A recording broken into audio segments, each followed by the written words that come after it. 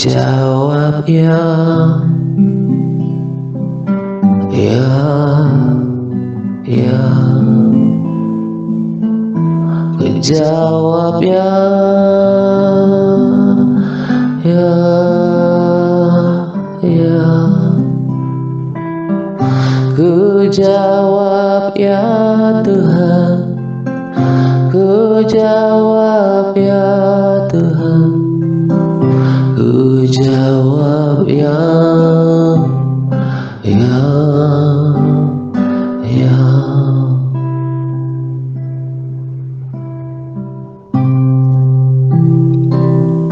Ku jawab ya, ya, ya. Ku jawab ya, ya, ya. Ku jawab ya Tuhan, ku jawab ya Tuhan, ku jawab ya, ya, ya.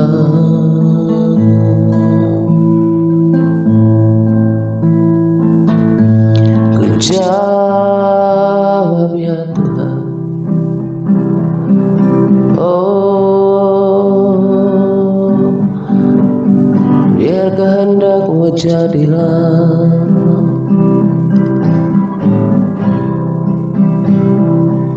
biar rencanamu tergenapilah di dalam hidupku.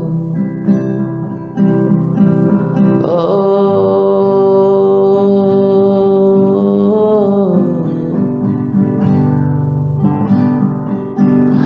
ku jawab ya, ya, ya. Ku jawab ya, ya, ya. Ku jawab ya Tuhan, ku jawab ya Tuhan, ku jawab ya, ya, ya.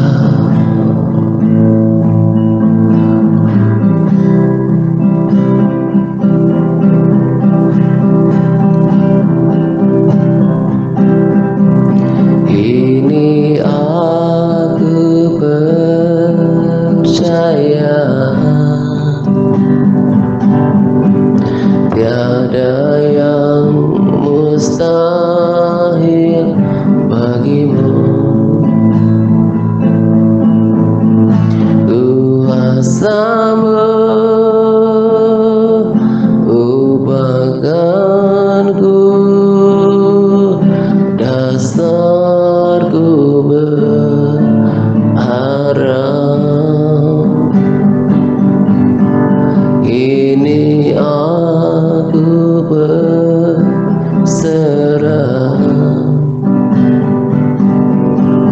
pada panggilan atasku. Ku ikuti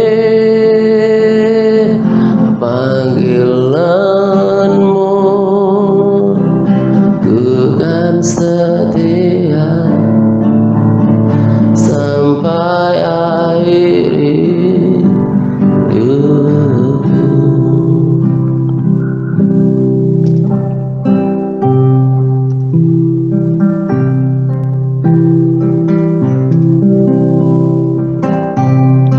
Ini aku percaya, tiada yang mustahil bagimu. Kuasamu ubahkanku, dasarku berharap. Ini aku berserah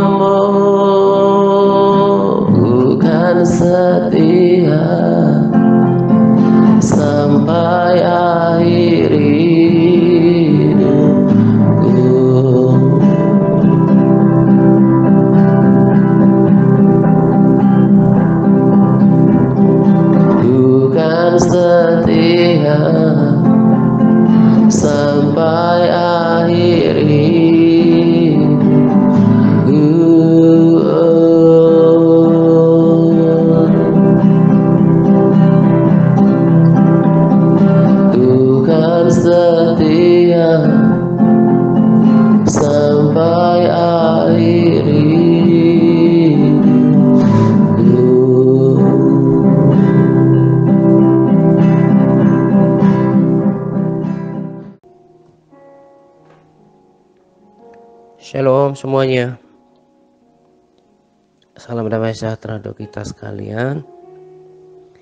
Pada kesempatan ini saya akan berbagi sharing dengan judul sesuatu yang lebih berharga daripada mimpi, penglihatan, dan nubuatan. Apakah itu? Jawabannya pada Yeremia 9 ayat 24, dan saya akan baca dari ayat 23-nya. Beginilah firman Tuhan. Janganlah orang bijaksana bermegah karena kebijaksanaannya. Janganlah orang kuat bermegah karena kekuatannya. Janganlah orang kaya bermegah karena kekayaannya. Ayat 24. Tetapi siapa yang mau bermegah, baiklah bermegah karena yang berikut, bahwa ia memahami dan mengenal aku, bahwa akulah Tuhan yang menunjukkan kasih setia, keadilan dan kebenaran di bumi. Sungguh semuanya itu kusukai. Demikianlah firman Tuhan. Jadi yang paling berharga daripada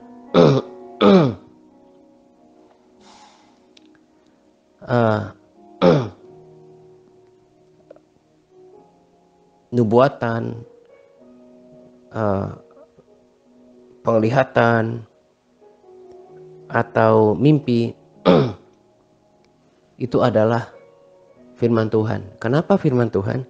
Karena pengenalan akan Tuhan datang dari pembacaan firman Tuhan. Itu yang paling fundamental, itu yang paling pondasi. Sebelum saya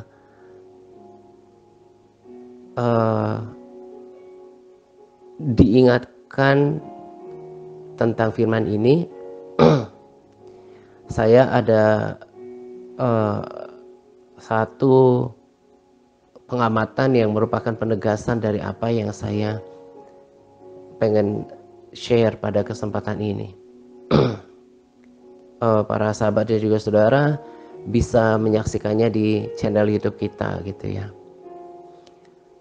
Belakangan ini kan saya putuskan untuk berbagi rekaman biasa dari sharing di dalam grup WA. Karena saya tahu ada beberapa di antara kita yang terkendala oleh jaringan, oleh sinyal, ataupun data gitu ya. Nah, jadi supaya semuanya sama-sama mendengarkan sharing pada hari yang sama gitu ya, sehingga atmosfer terbangun untuk kita nikmati dan memberkati kita semuanya, maka saya bagikan rekamannya di rekaman biasa di grup WA. Kecuali ada beberapa orang dari kita yang aktif mengikuti video di YouTube, ingin mendengarkan rangkaian yang ada pujian penyembahannya, ya silahkan gitu ya. Nah, jadi dengan keputusan seperti itu kan berarti otomatis mengurangi jumlah klik video yang ada di YouTube. Dan rata-rata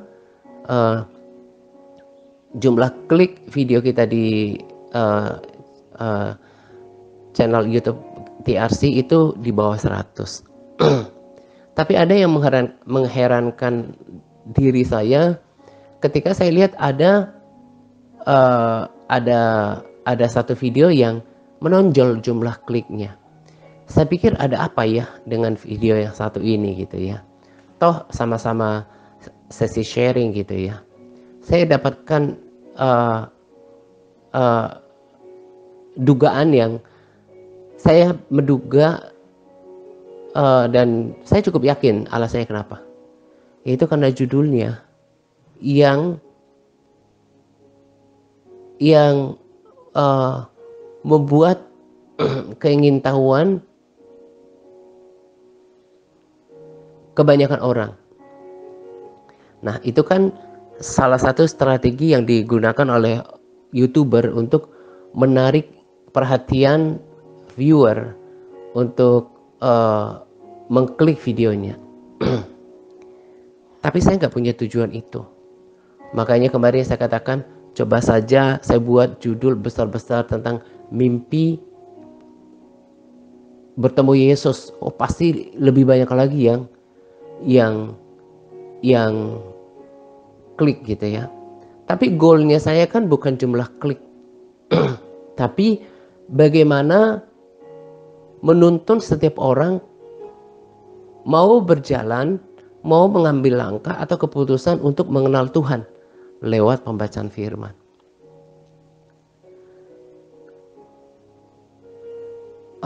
Fenomena ini buat saya yang punya kerinduan yang sama dengan firman ini gitu ya. Saya pengen setiap orang itu memiliki pengenalan Allah dengan pengenalan Allah yang baik dalam hidupnya. Ingin rindu sekali, dan itu yang saya perjuangkan, orang baca firman gitu. Supaya punya pondasi kekristenan yang benar. Mengerti janji-janji Tuhan, mengerti pengharapan akan Tuhan. Kemudian imannya terbangun, lalu kelakuannya diubahkan karena tunduk pada firman. Dia dituntun pada kebenaran. Itu kan kerinduan terbesar saya gitu. Dan hanya itu terjadi ketika orang memutuskan untuk bergaul dengan firman Tuhan, membaca, merenungkannya, serta melakukannya. Nah, tetapi apa yang kebanyakan orang pilih dalam hidupnya? Mereka lebih pilih memuaskan keingintahuannya saja gitu ya. Dia hanya pengen tahu tentang mimpi, penglihatan, nubuatan tanpa ingin mengenal siapa Tuhan itu. Padahal jelas firman Tuhan katakan bahwa kalau seseorang memahami dan mengenal Tuhan, itulah kemegahan tertinggi, dan Tuhan suka dengan itu semuanya. Tuhan suka dengan kesetiaan, keadilan, kebenaran, kasih setia, dan juga pengenalan akan Tuhan. Tuhan suka semua itu. Dan tadi saya katakan bahwa tak akan seseorang memiliki pengenalan yang baik dengan Tuhan tanpa firman Tuhan. Tak mungkin seseorang dituntun pada kebenaran tanpa bergaul dengan kebenaran sejati. Tak mungkin iman seseorang terus bertumbuh tanpa pembacaan firman Tuhan, sebab iman timbul dari pendengaran akan firman Kristus. Dan kelakuan seseorang, sekalipun dia ke gereja dari kecil sampai matinya, bahkan aktif pelayanan, tanpa pergaulan dengan firman Tuhan, hidupnya tidak akan pernah mungkin diubahkan. Dan pada umumnya perjumpaan pribadi dengan Tuhan itu terjadi ketika dia tekun menyelidiki firman Tuhan. Tadi saya katakan buat saya yang udah ngerti isi hati Tuhan lihat firman Tuhan, itu sesuatu yang sangat memprihatinkan. Itu kan yang terjadi dengan yang sekarang gitu ya. Dan saya tanpa menyebutkan nama supaya tidak mencemarkan nama orang lain gitu ya. Saya sangat miris melihat perilaku orang Kristen yang membuat konten-konten yang hanya menonjolkan pesan Tuhan, mimpi, penglihatan, nubuatan. Saya ada mengalami mimpi, tapi saya nggak tonjolkan itu. Saya tonjolkan firman Tuhan di sana. Saya tekankan firman Tuhan di sana. Tapi apa yang menjadi penekanan dari orang-orang tertentu ini adalah sesuatu yang menghebohkan. Yang penting videonya diklik. Lebih banyak yang seperti itu. Dan bodohnya perilaku mayoritas orang Kristen adalah dia hanya tertarik dengan itu. Coba bayangkan, begitu jomplang sekali perbedaan video saya yang judulnya kalau udah berbicara tentang akhir zaman, mungkin pesan Tuhan, mimpi, atau seperti mempelai Kristus gitu ya, itu kayak mau tahu gitu. Tapi kalau mau menggali lebih dalam tentang firman Tuhan itu paling malas dan tidak menarik hatinya. Ini masalah. Ini masalah. Ini masalah besar. Sekalipun Tuhan kasih dia waktu puluhan tahun, tapi dia tidak pernah mencondongkan hatinya pada firman Tuhan, menyelidiki, mengenal Tuhan itu siapa, bagaimana karakternya. Itu kan adalah firman Tuhan, yang Tuhan murkalah, yang Tuhan berbelas kasihan, yang punya pengampunan. Lewat pesan-pesannya itu kita bisa dapatkan rangka yang jelas tentang pribadi Tuhan itu sendiri. Tapi itu gak disukai. Gak disukai mayoritas orang Kristen. Sukanya itu zaman sekarang itu lebih, hatinya itu lebih condong pada pesan Tuhan, mimpi, penglihatan, dan nubuatan. Saya tidak sedang menentang itu, tapi menjadi salah ketika mendengarkan itu tanpa didasari, tanpa dialasi firman Tuhan. Sehingga orang ini mudah diombang-ambingkan. Kalau saya jadikan firman Tuhan sebagai pondasi, lalu memfilter semua yang di luar dengan firman Tuhan. Sangat memprihatinkan ketika kesukaan orang hanya seperti itu. Saya sudah katakan tadi, firman akan menuntun kita kepada kebenaran, mengajar kita, memperbaiki kelakuan kita. Firman Tuhan akan memperbesar kapasitas iman kita, membuat kita semakin mengenal Tuhan itu sendiri. Itu yang dikerjakan oleh firman Tuhan. Firman Tuhan itu akan menanamkan pondasi iman, pengenalan akan Tuhan, dan mengubah perilaku kita hari semakin serupa dengan Kristus ketika kita berkomitmen untuk melakukannya. Mimpi, penglihatan, nubuatan itu perlu, tapi tidak sepenting firman Tuhan.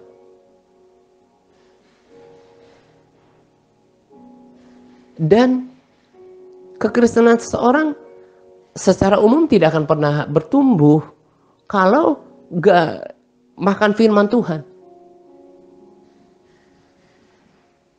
Sukanya lihat nonton konten yang kayak gitu-gitu.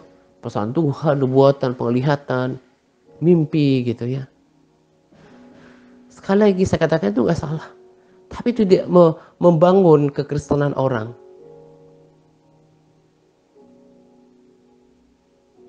Menjadi dewasa. Tidak memberikan pengenalan akan Tuhan. Betapa apa yang dikatakan Yesus itu tak terbantahkan. Banyak orang sukanya itu melewati jalan yang luas, pintu yang lebar. Dan itu menuju kebinasaan. Yesus yang bilang, dan itu gak bakalan terbantahkan.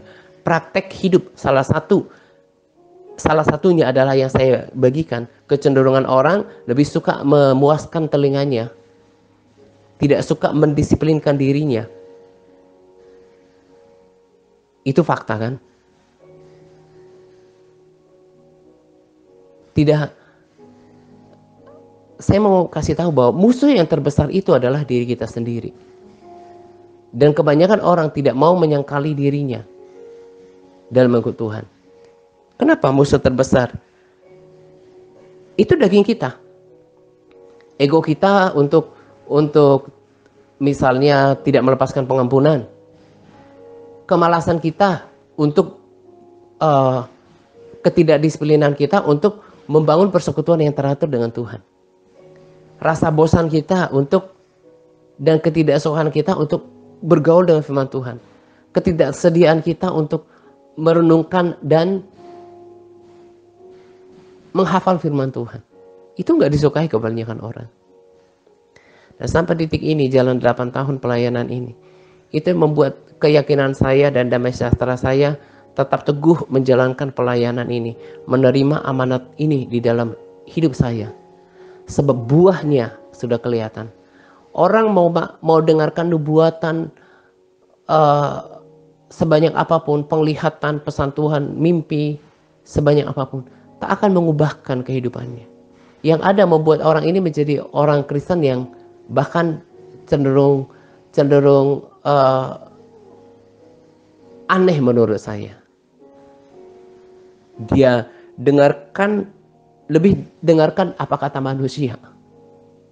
Sebab mimpi, penglihatan, nubuatan itu harus diuji. Firman Tuhan katakan semua harus diuji dengan firman Tuhan. Ya, saya mau pesankan, yang pertama adalah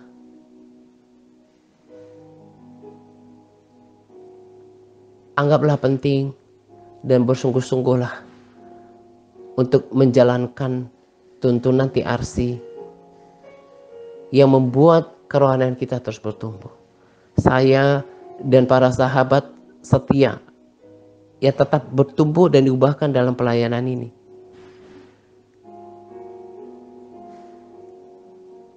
Perubahan, pertumbuhan rohani itu semua dikerjakan oleh kuasa firman dan juga komitmen dirinya untuk berpuasa, melakukan berdoa. Kan pengalaman pribadi dengan Tuhan itu kan ketika kita lakukan, kita didisiplinkan, didewasakan itu kan ketika kita melatih diri untuk beribadah, memiliki jam-jam doa yang teratur, merenungkan firman Tuhan, memperkatakannya, berpuasa, melatih diri untuk berdoa. Itulah rangkaian yang terus menyempurnakan kehidupan kita. Dan saya percaya ketika saya terus lakukan itu dengan setia, saya mau hidup murni di hadapan Tuhan, Tuhan akan selamatkan hidup saya. Hidup dalam kebenaran. Dan tadi ketika saya persiapkan sharing ini, saya mulai persiapkan kuesioner yang saya katakan. Kalau untuk menjawab ini mah singkat, gampang, tinggal dibaca, jawab dengan jujur itu gampang. Tapi mempersiapkan kuesioner ini yang memang tujuannya adalah untuk menuntun kita pada pertama ternyata pada kewaspadaan. Juga untuk kita semua termasuk diri saya. Jadi salah satu yang boleh saya persiapkan ya. Pertanyaannya adalah, apakah sudah menjaga kesucian perkataan dalam berbicara sehari-hari? Sudah menjaga kesucian anggota tubuh setiap hari? Sudah menjaga kesucian keuangan? Apakah saudara sudah membiasakan untuk merenungkan firman Tuhan setiap hari? Apakah saudara sudah berlatih diri untuk menantikan Tuhan saat berdoa? Apakah saudara sudah bisa fokus pada saat berdoa, memuji menyembah Tuhan? Apakah saudara sudah bisa merasakan kedekatan batin dengan Tuhan saat berdoa? Apakah saudara belum memiliki keterikatan untuk menghafal firman Tuhan? Nah, itu nanti akan kuesionernya akan puluhan. Dan itu bukan untuk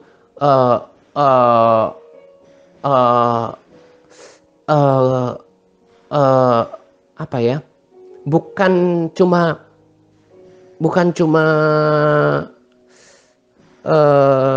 apa ya namanya? Bukan cuma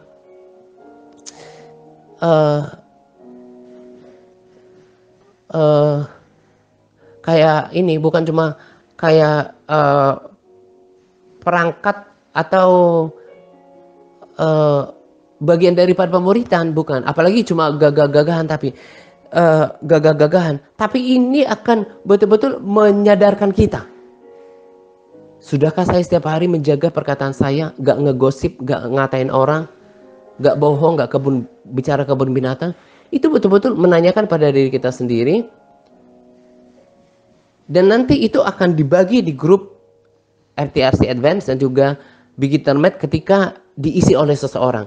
Dijawab dengan jujur dan takut akan Tuhan. Dan itu kan seperti malah bagus untuk mulai menghakimi, dalam tanda kutip, melakukan penghakiman atau pertanggungjawaban terhadap diri kita sendiri di depan saudara-saudara kita dan di hadapan Tuhan. Itu akan menuntun kita terus takut akan Tuhan, menjaga kesucian hidup dan ketaatan kita. Saya bersyukur untuk Tuhan yang terus menuntun pelayanan ini dari hal-hal detail seperti itu.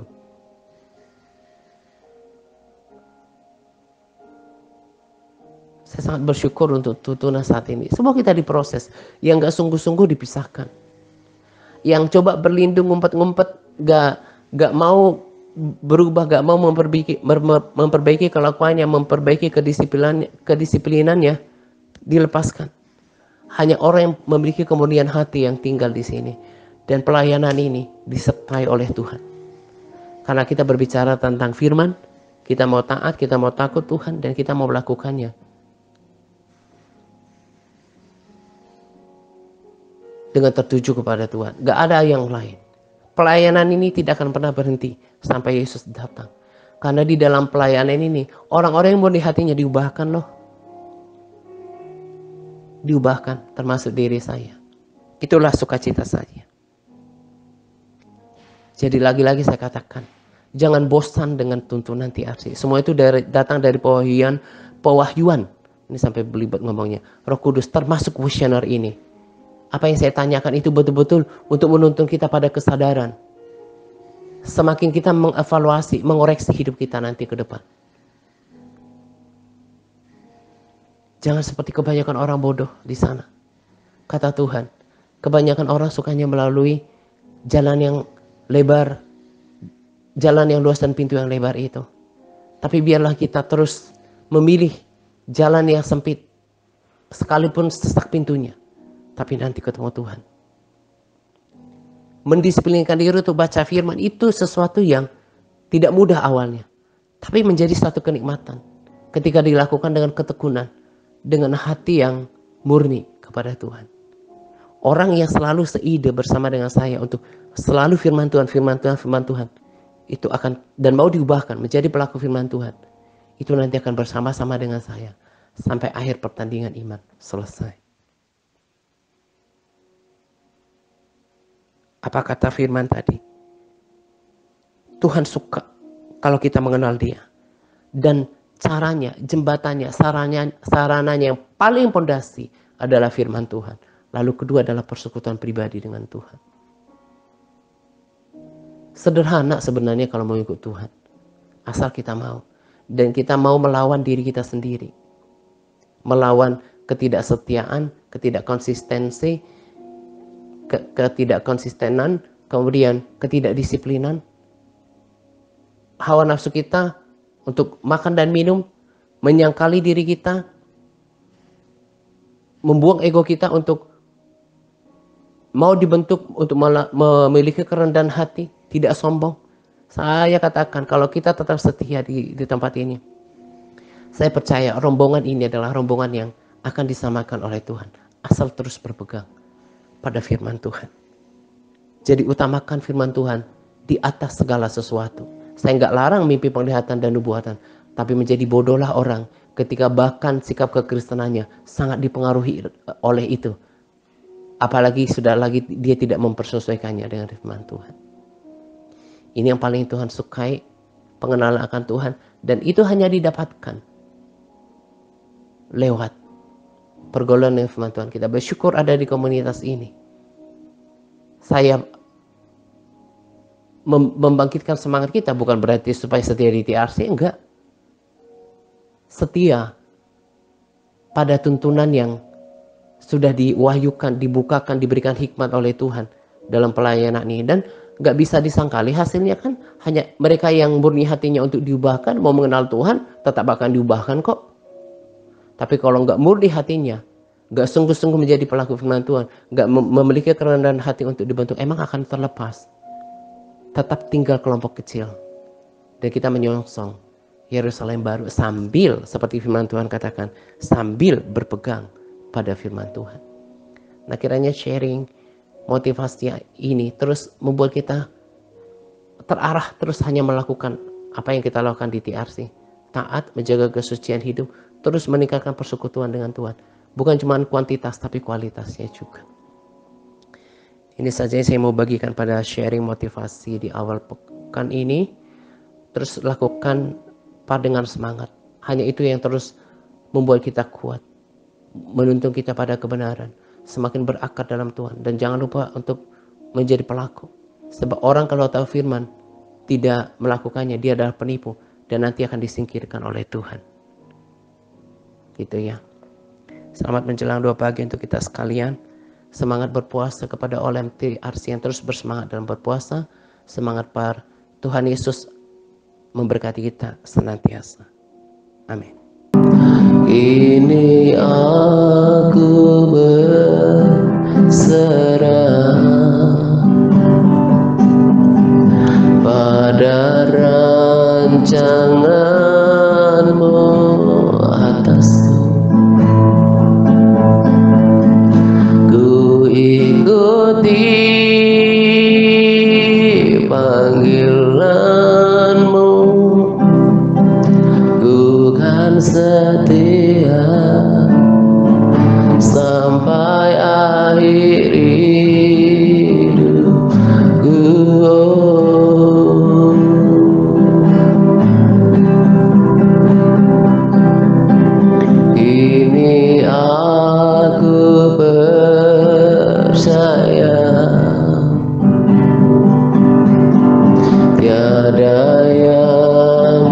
Sa